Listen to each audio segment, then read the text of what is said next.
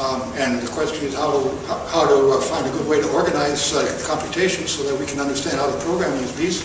And I believe the answer lies perhaps in this, what I call the broadword algorithms that I present. I wanted to say something else before I forget, and that is when I came to my first day here, I'm not sure which room we were in. I think it was one of these buildings that's been torn down by now, but Dean Baker said to us, look at the man on your left and the man on your right. Next year, one of you three is not going to be here. And that put the fear of God into me. I mean, I really took him seriously and worked especially hard my freshman year because of that. And as a result, I was able to coast after that.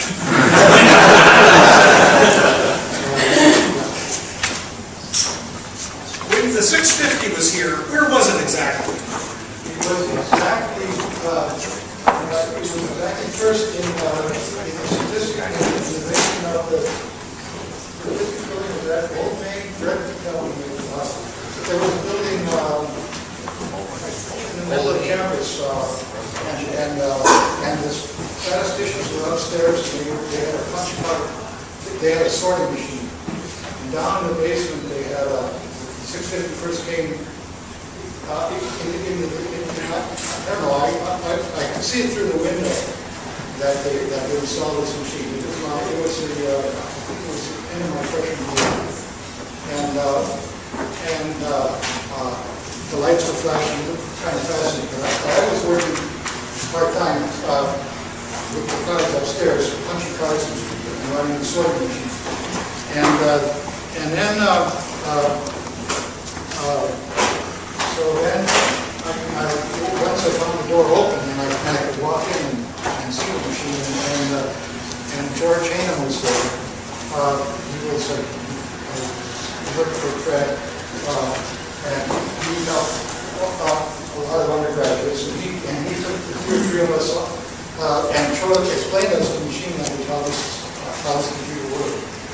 And pretty soon, as I said, Fred had this attitude where if I was fine, come in what I really wanted to do. You would stay up all night and sit at the console and we were stepping through our program one step at a time. Nobody else was there.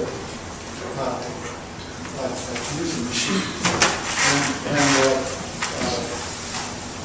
So George Hanem was another important influence. Basic opportunity. What do you think about this proof of one Harris theorem by Feynman? Oh, okay. What do I think about the proof? Yes, did you look into it?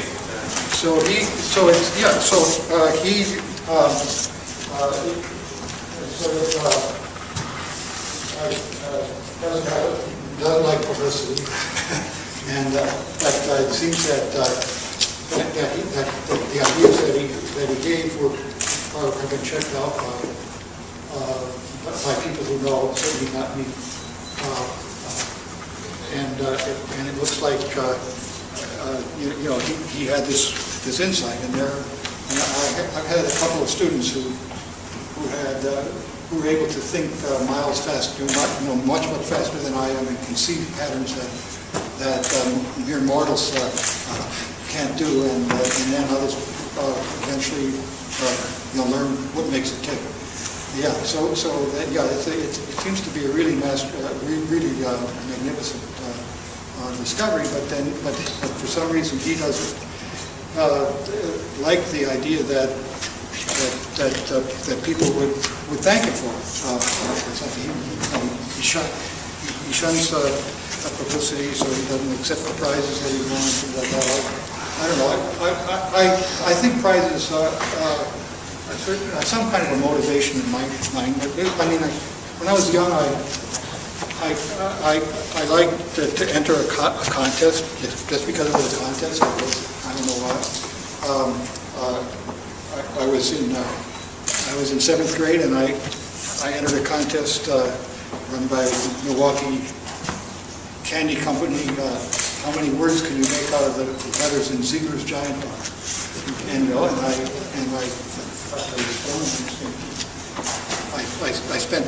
I feigned illness for 2 weeks. I said I had a stomach ache, and my parents let me stay home, and I worked with an Unabridged dictionary and found 4,000 words,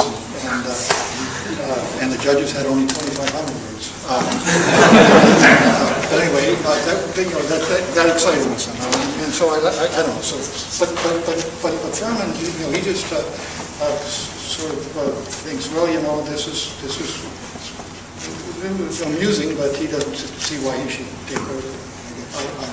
I don't know which way is better, but certainly I have to admire it. I used to think that getting a prize, I was only doing it to make my parents happy. But well, they're dead now, and I still enjoy getting a prize. So there's something about competitions that I think helps motivate people some way to do a little harder than they would ordinarily. But whether it's good or bad, I don't know.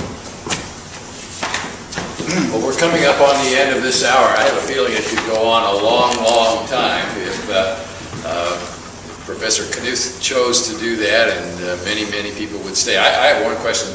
Do you recall if the floors were as creaky when you were here as they are now? What did you say?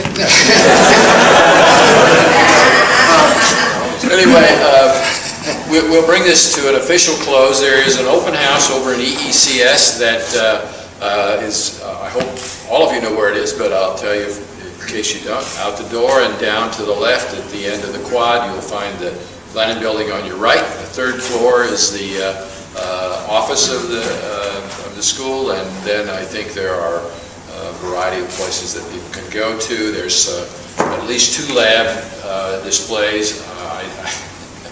I see Beth over here who really knows what's going on better than I. If you're interested in lab tours, they'll be in Olin 411 on the 4th floor of Olin, and Glennon 312, which is on the 3rd floor of Glennon. Glennon tour is the Sears Circuits lab, and the Virtual Worlds lab is on the 4th floor of Olin.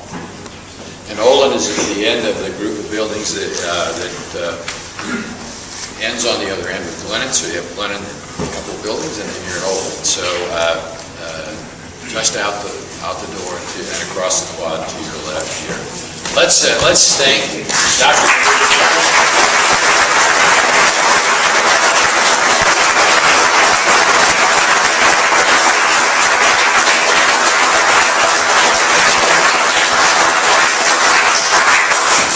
Certainly one of the treasures of Case, and one of the people that represents the very best of the graduates that have gone through this place over many years, and we thank him again, and I'm sure that he wouldn't mind taking a couple of questions if you want to talk to him individually, but I'll officially dismiss the group at this point, and see you at the open house.